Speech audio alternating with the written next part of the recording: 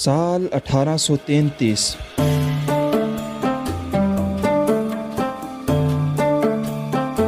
جب قبیلہ بنی آس کے لوگ آج جہاں دبئی ہے یہاں آ کر رہنا شروع ہو گئے۔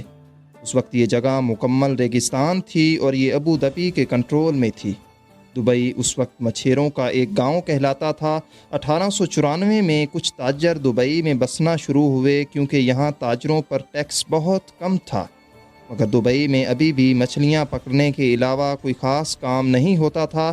1912 میں دبئی کی حکمرانی شیخ سعید بن مخدوم کے پاس آ گئی اور انہی کو دبئی کا فاؤنڈر بھی سمجھا جاتا ہے۔ اس وقت دبئی میں پرل انڈسٹری یعنی موتی ڈھونڈنے کا کام عروج پر تھا۔ دبئی کی اکانومی اس کام سے آگے بڑھ رہی تھی، لیکن دبئی ابھی بھی ایک گاؤں ہی کہلاتا تھا۔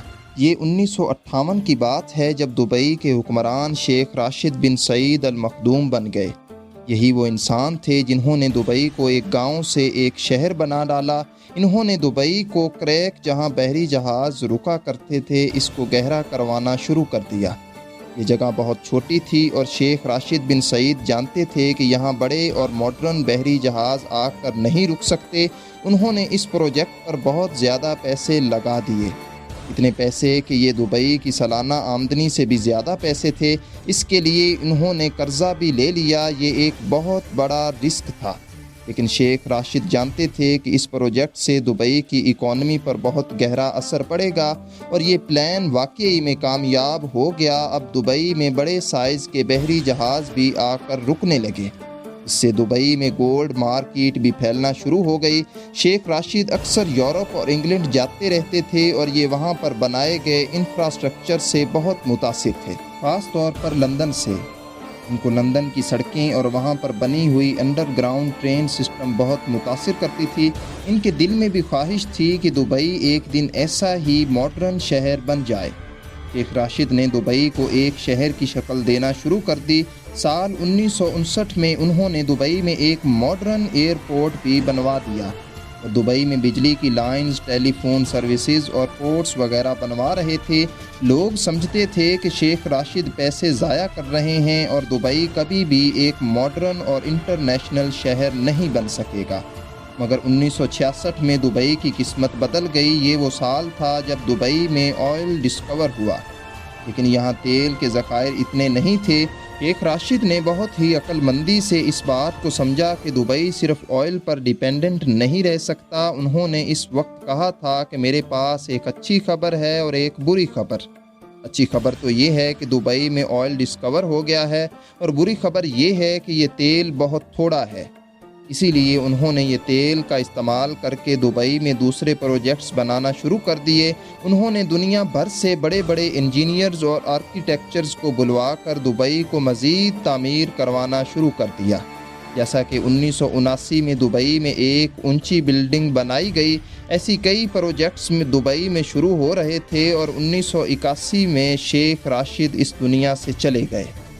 اب جو دبئی کے امیر ہیں شیخ محمد بن راشد بن المخدوم، یہ انہی کے بیٹے ہیں۔ آج جو دبئی ہم دیکھتے ہیں اس کو بنانے میں شیخ راشد کا ہی دماغ ہے۔ انہوں نے دبئی میں اونچی بلڈنگز بنانا شروع کر دیں۔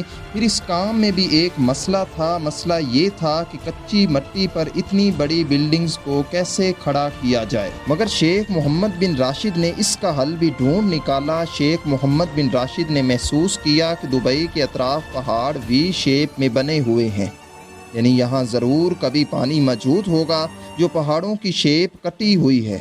انہوں نے یہاں ڈرلنگ کروائی اور وہاں واقعی میں پانی موجود تھا، اور یہی پانی دبئی کی اونچی بلڈنگز کھڑا رکھنے میں کام آیا۔ جہاں باقی عرب ممالک جو تیل کی دولت پر اپنا ملک چلاتے ہیں، وہیں شیخ محمد بن راشد جانتے تھے کہ دبئی کو تیل پر زندہ نہیں رکھا جا سکتا۔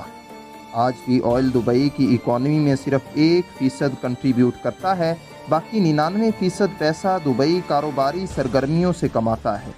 شیخ محمد بن راشد کی پلاننگ اور عقل مندی کی ہی وجہ ہے کہ دبئی اتنا امیر شہر ہے۔ انہوں نے دبئی میں ایسی چیزیں بنانا شروع کر دیں جن کی وجہ سے پوری دنیا کا دھیان دبئی کی طرف ہونے لگا۔ جیسا کہ دنیا کی سب سے اونچی عمارت برج خلیفہ اور دنیا کے بڑے بڑے مالز میں سے ایک دبئی مال، عالی شان ہوٹلز اور آرٹیفیشل آئیلینڈ دبئی کی ایئر لائن ایمریٹس یہ دنیا کی بہترین ایئر لائنز میں سے ایک ہے۔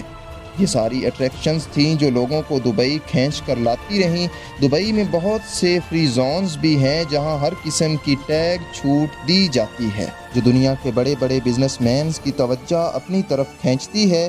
یہ فری زونز دبئی کی اکانومی کا 20% حصہ بنتے ہیں، جہاں تقریباً 1.5 کروڑ کے قریب لوگ نوکری کرتے ہیں۔ دبئی میں آج 80% کے قریب وہ لوگ ہیں جو باقی کنٹریز سے دبئی میں آ کر سیٹل ہوئے ہیں۔